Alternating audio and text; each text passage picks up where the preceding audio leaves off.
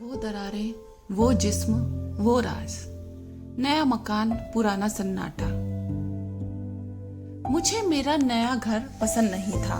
सच कहूं तो उस दिन जब मैं पहली बार उस हवेली के अंदर दाखिल हुई, मेरी रूह कांप गई। 3 मंजिला पुरानी इमारत जिनकी दीवारों में नमी और समय की बदबू आती थी। लेकिन मेरे पास चारा नहीं था। मुझे अपनी पेंटिंग्स के लिए एक बड़ा स्टूडियो चाहिए था और यह जगह सस्ते में मिल रही थी, क्योंकि इस घर को लेकर एक अफवाह थी। यहाँ रात में कोई रोता है, कोई औरत, और वह जिंदा नहीं है, वो एक मरी हुई औरत है। मैं अनीशा, मेरी उम्र 26 साल, पेशे से मैं कलाकार हूँ और उस समय तक मैं भूत प्रेतों में यकीन नहीं करती थी। मैंने अपना सामान दोपहर में रखा, बक्से खोले, कैनवास लगाए, अपनी रंगों की रंग बिरंगी ट्यूब सजाई। घर बहुत बड़ा था, लगभग 10 कमरे थे, एक बॉलरूम और एक तहखाना जिसकी सीढ़ियाँ टूटी हुई थी। शाम तक तो मैं थक चुकी थी। नहा धोकर मैंने खिड़की के पास बिस्तर बिछाया और मैं सो गई। पर नींद आधी रात को टूटी। कोई मेरे गालों को छू रहा था, बहुत हल्के हाथों से, जैसे जैसे उंगलियां बिना छुए हवा में रेखाएं खींच रही हूं। मैं चौंक कर उठी। कमरे में कोई नहीं था, पर मेरी गर्दन पर एक लाल निशान था, जैसे किसी ने मुझे चूमा हो। मैंने उसे अपने फोन से फोटो खींच लिया। मेरी नींद हराम हो गई।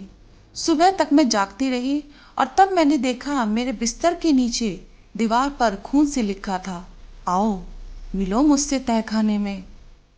अब तहखाने में वो। मैं पागल नहीं हूं, यह सोचकर मैंने पुलिस को फोन नहीं किया। इसके बजाय मैं एक टॉर्च और एक कैनवास लेकर तहखाने में उतर गई। सीढ़ियां चर चर चरमरा रही थी। नीचे काफी गहरा अंधेरा था, घना, जैसे रुई का गोला निगल रहा हो। तभी मेरा पैर किसी चीज से टकराया, एक तस्वीर फ्रेम से, धुंधली, पुरानी। उसमें एक आदमी था, लंबा, सलेटी आंखें, बाल कंधों तक। उसके चेहरे पर एक अजीब सी ऐसी मुस्कान थी जिससे सीने में दर्द उठता है। उसके नीचे लिखा था, रिवान, मेरी जान, मेरा कातिल। मैंने तस्वीर उठा ली। उसके पीछे तारीख थी, लगभग 3 साल पुरानी।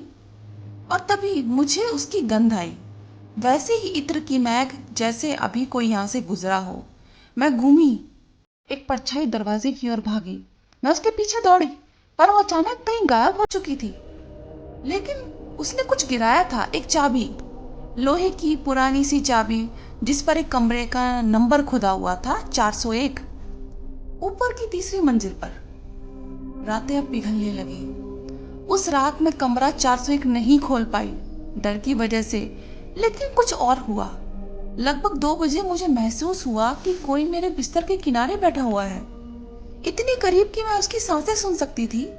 मेरे शरीर में कुछ सुन गया, डर नहीं, लेकिन एक अजीब सी उत्तेजना से।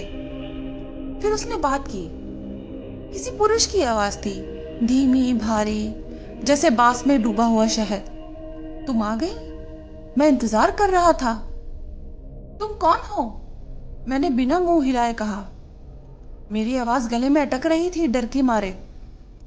वह जो इस घर में कैद है, तुम्हारी पेंटिंग्स बहुत अकेली हैं, मैं उनमें घर करना चाहता हूँ। मैं डरने की बजाय उठ बैठी।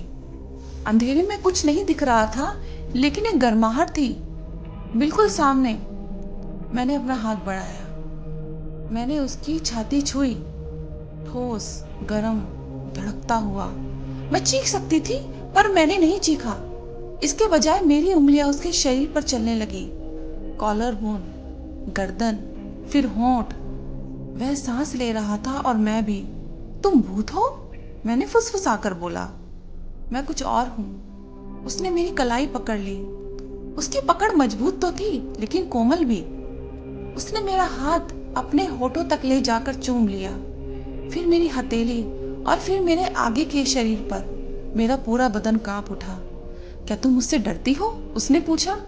हाँ, मैंने कहा, पर डर से ज्यादा मैं जानना चाहती हूँ। उस रात हमने बहुत कुछ किया, बिना रोशनी के।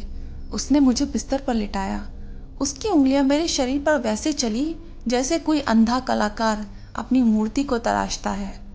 हर स्पर्श में एक जान थी, हर चूम में एक सवाल, तुम मुझे कितना सह सकती हो। मैं अपनी साड़ी का पल्लू उतरने दिया। उसने मेरी कमर थाम ली।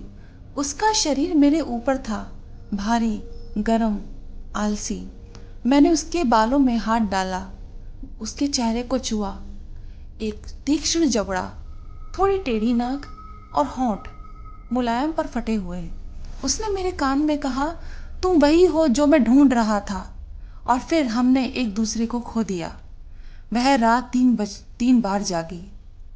3 बार उसने मेरे शरीर को नया अर्थ दिया, कभी धीरे से, कभी जैसे आखिरी बार हो। मैं थककर बेहोश हो गई उसकी बाहों में। अगली सुबह मुझे एक हकीकत का झटका मिला। जब सूरज निकला, मैं अकेली थी, बिस्तर पर। उसके शरीर का गड्ढा था, चादर पर उसकी महक थी और मेरी जांघों पर नीले निशान थे। हाँ, ये सब सच था। मैंने कमरा 401 की चाबी उठाई और ऊपर चढ़ गई।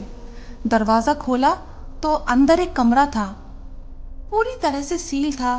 कमरे पर कुछ तस्वीरें थीं, लेकिन वो तो मेरी तस्वीरें थीं, और वो भी अलग अलग उम्र में, बचपन की, कॉलेज की, और कुछ ऐसी जगह जो सिर्फ और सिर्फ मेरे घर के कमरे में खड़ी थी। याद नहीं आ रहा था कि मैंने वो तस्वीरें कब खिंचवाई। सबसे बड़ी तस्वीर पर लिखा था, अनीशा पुनर्जन्म, रिवान की प्रतीक्षा करती हुई। मैं वहीं फर्श पर बैठ गई, मेरा दिमाग चकरा गया। तभी पीछे से आवाज आई, तुमने पा लिया। मैं घूमी, वह खड़ा था, रिवान, वही आदमी, तस्वीर वाला। धूप में उसकी स्लेटी आंखें चमक रही थी। वह जिंदा था, बिल्कुल जिंदा। तुम तुम भूत नहीं हो? मैंने कहा। नहीं, मैं तुम्हारा पति हूं, 3 जन्मों से। 3 जन्म का एक वादा, रिवान ने बताया। 300 साल पहले हम एक राज परिवार में प्रेमी थे। हमारी मौत एक साथ हुई। अगले जन्म में हम मिले, पर मैं मर गई फिर से। इस जन्म में उसने मुझे ढूंढने के लिए यह घर बनवाया। मुझे खुद को यही कैद कर लिया। उसने खुद को यही कैद कर लिया ताकि मेरी आत्मा इसी जगह वापस आए। और मैं आई, एक कलाकार बनकर। पर वो खून वाला संदेश, वो औरत का रोना, मैंने पूछा। रिवान मुस्कुराया दर्द से। वह मैं था। मैंने तुम्हें डराने के लिए वो सब किया था, ताकि तुम तहखाने में उतरो, ताकि तुम मेरी तस्वीर को देखो, और ताकि तुम मुझे रात में बुलाओ। और तुमने मुझे बुलाया अनीशा। तुमने मेरे शरीर को छुआ।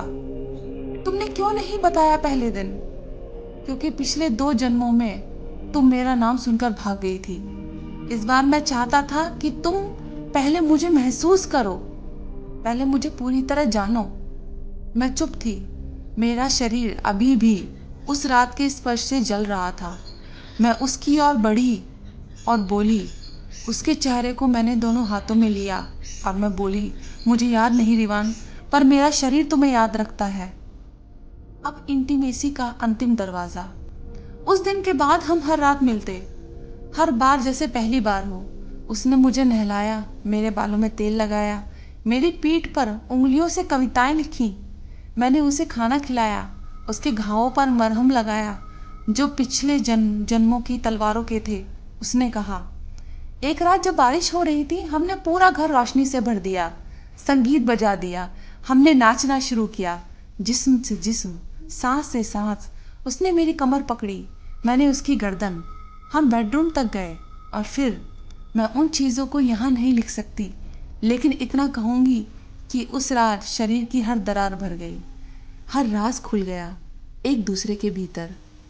कहानी का अंतिम मोड़। तीसरे हफ्ते मुझे पता चला रिवान यहाँ जिंदा नहीं रह सकता। वह खुद को इस घर में बांधे हुए था किसी काले जादू से। अगर वह घर छोड़ेगा तो वह मर जाएगा, और अगर मैं यहाँ रहूंगी तो मेरी उम्र कम हो जाएगी। उसने कहा, तुम जाओ अनीशा, मैं तुम्हें फिर से मरता हुआ नहीं देख सकता। तो तुम मुझे दोबारा मिलने का वादा करो, अगले जन्म में। मैंने उससे कहा कि तुम मुझसे दोबारा मिलने का वादा करो।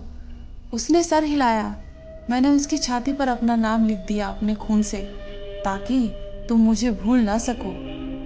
मैंने घर छोड़ा, पीछे मुड़कर देखा तो वह खिड़की पर खड़ा था, रो रहा था। अब मैं एक नए शहर में हूँ, हर रात मैं वही सपना देखती हूँ, सिलेटी आंखें, लंबे बाल और वो होंठ जो फुसफुसाते हैं। अगली बार मैं तुम्हारा पीछा करूँगा। मैं उसका इंतज़ार कर रही हूँ।